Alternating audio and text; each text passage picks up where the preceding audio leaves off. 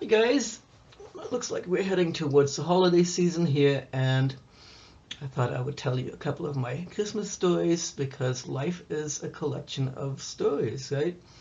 Every one of us have hundreds if not thousands of different stories that make up the texture of our lives. And so the first Christmas that springs to mind that stands out, um, I was 5, my sister was 7. We lived in a little attic apartment in a small town in Germany called Zulingen. At that time, Germany was still divided into East and West, and this was West Germany and in the north of Germany near Hanover. And Christmas for us was the highlight, I think, of the year because we were so poor. We were absolutely so poor. So that a little plate with a chocolate bar and some nuts and an orange and an apple was like a major thing for us, a major treat for us. Not like nowadays you see children unwrapping their gifts and 10 minutes later they've lost interest. And maybe the box that the thing came in is more fascinating for them. But my sister and I treasured whatever little things we got. So it's Christmas Eve and we've been looking forward to this. And every Christmas we would sing, we would gather around this little tiny 1 foot, 2 foot tall Christmas tree. My grandmother, whom we called Oma, my mother, and my sister, who was 2 years older than me.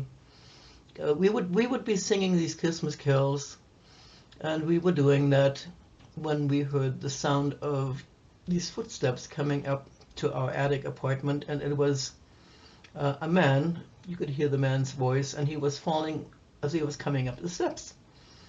So then there's this pounding on our door, and my Oma opens the door, and it's Santa. And he was quite the sight. He was kind of scary, actually.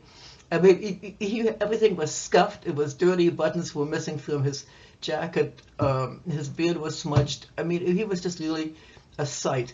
And he also really smelled bad. With him, this odor of alcohol entered our tiny little 2-room apartment. And he bellowed, "Have these girls been good children this year?" And my grandmother, who seemed to hate my sister because my sister was not capable of sitting still and being quiet, pointed to my sister and said, "Not that one. She's been an absolute devil. All year she should get nothing."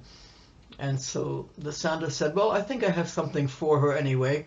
And he reaches in his sack and he pulls out this rod.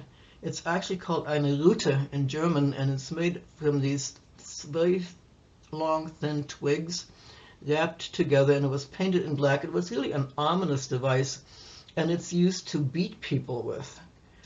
And my sister was so upset, that when my grandmother started shaking this thing towards her, my sister took a step backwards and tripped herself and did a somersault backwards.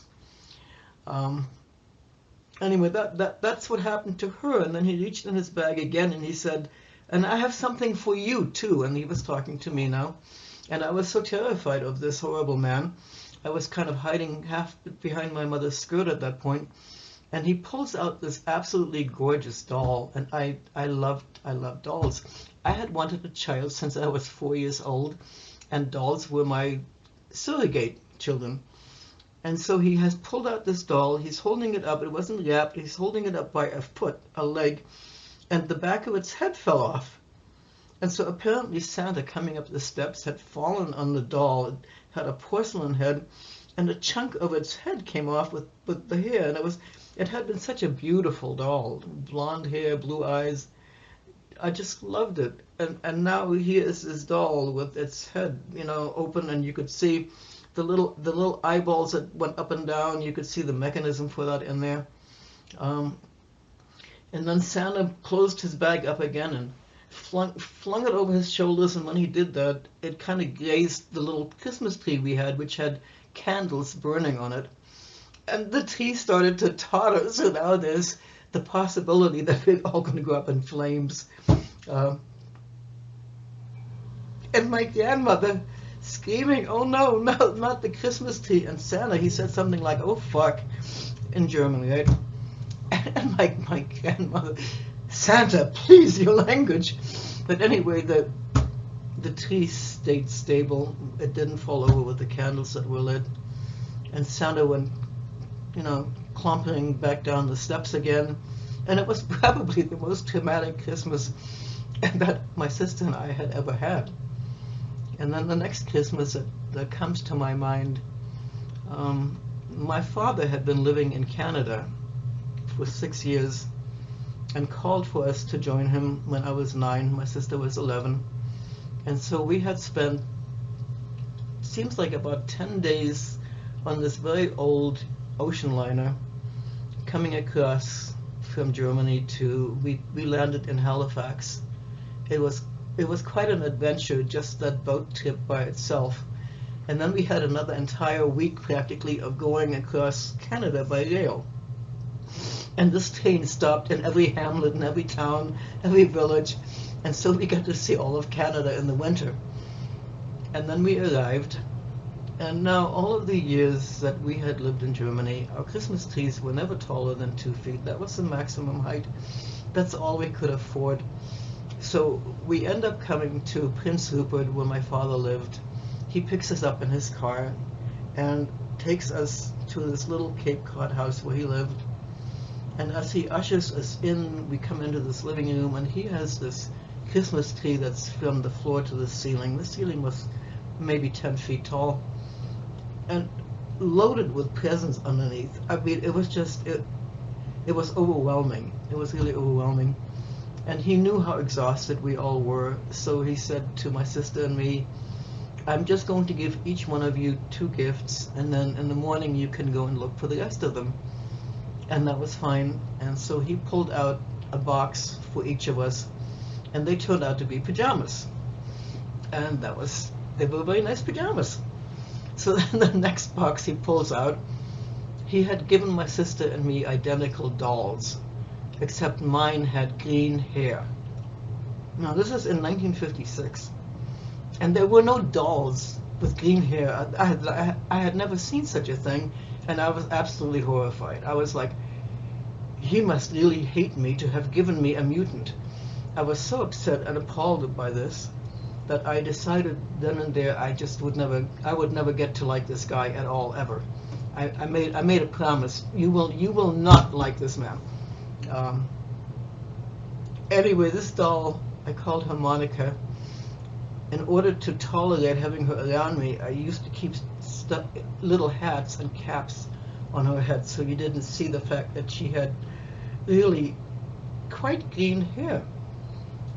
And during the course of that first year, I decided if I don't love her, if I don't love my Monica, she will never be loved by anybody. And what a sad, sad life that would be for Monica.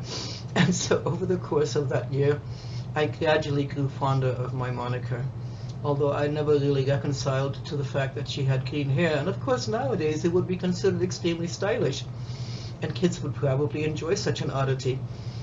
But I didn't, and it took a long time for me. And then the other thing is, I really, really grew to love my father.